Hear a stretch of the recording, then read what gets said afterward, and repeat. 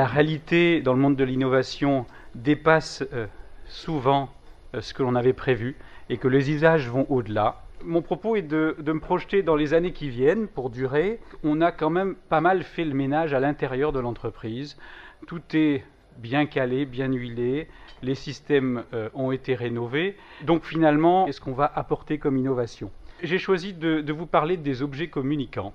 D'abord parce que finalement ces objets qui deviennent de plus en plus intelligents sont des producteurs d'informations. Nous ne vivons que parce que l'information arrive d'un point, est produite, est gérée, conservée, réutilisée, et que les objets qui nous entourent vont demain intégrer de plus en plus de fonctions. Et comme on les dote de paroles, comme on les dote de fonctions de communication, on a face à nous des systèmes qui vont produire davantage et davantage d'informations et que ces systèmes, maintenant, ils vont intégrer les systèmes d'information plus classiques de l'entreprise. Une innovation qui devrait décupler ses usages, elle est toute simple. Je prends le code barre 2D qu'on va pouvoir afficher sur un objet, sur une affiche.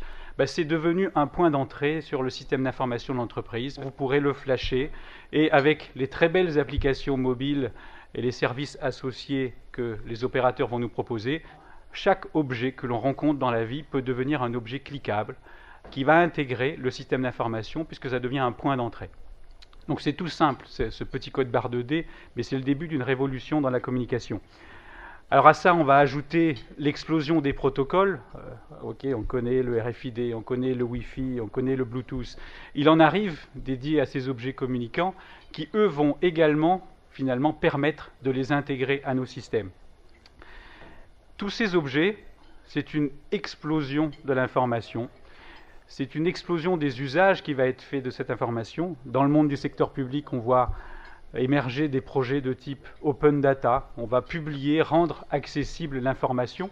Google, en rendant accessible ses services d'information géographique, ouvre la porte à des innovations nouvelles, à des usages nouveaux. Deuxième sujet, qui me semble être particulièrement notable et qui annonce des prémices d'évolution fortes, ce sont les nouvelles interfaces, les nouvelles façons d'interagir avec ces systèmes d'information. Apple a réussi le tour de force de supprimer le clavier. Nintendo et la Wii ont quelque part supprimé la souris. Donc maintenant, il suffit de bouger et par la reconnaissance du mouvement, on interagit avec un système. On voit apparaître des lunettes high-tech. Donc on va maintenant pouvoir afficher de l'information tout en se baladant. Les hologrammes arrivent. On est en train de doter nos ordinateurs, nos téléphones mobiles, tous nos terminaux de nouveaux sens, au sens de nos 5 sens. Les caméras numériques ont explosé, la reconnaissance d'images, la reconnaissance de mouvement est intégrée. Donc on peut communiquer simplement par le mouvement et donner des ordres. La parole, elle est traitée, elle est reconnue, donc on peut interagir. Je parle déjà à mon téléphone, j'aimerais lui donner des commandes. Le toucher est intégré, puisque maintenant on peut toucher son écran et donner des consignes différentes. Donc ces sens qui sont reportés vers le système d'information et vers les médias qui font l'interface entre nous et lui, vont intégrer également les systèmes d'information. Et au bout du compte, c'est la réalité augmentée qui est derrière, c'est la capacité à superposer du virtuel à la réalité.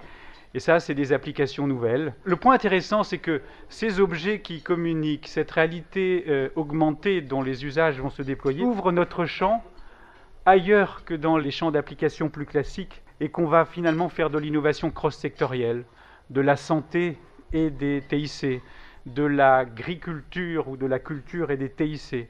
Dans tout cela que font les pouvoirs publics, finalement, ils poussent même très fort, ils mettent en place des fonds pour aider à la création. Et au passage, les acteurs de notre taille, les acteurs de votre taille, ont un rôle à jouer pour que ces innovations se mettent en marché. On est quelque part des passeurs. Et nous, comme vous, avons à jouer un rôle particulier.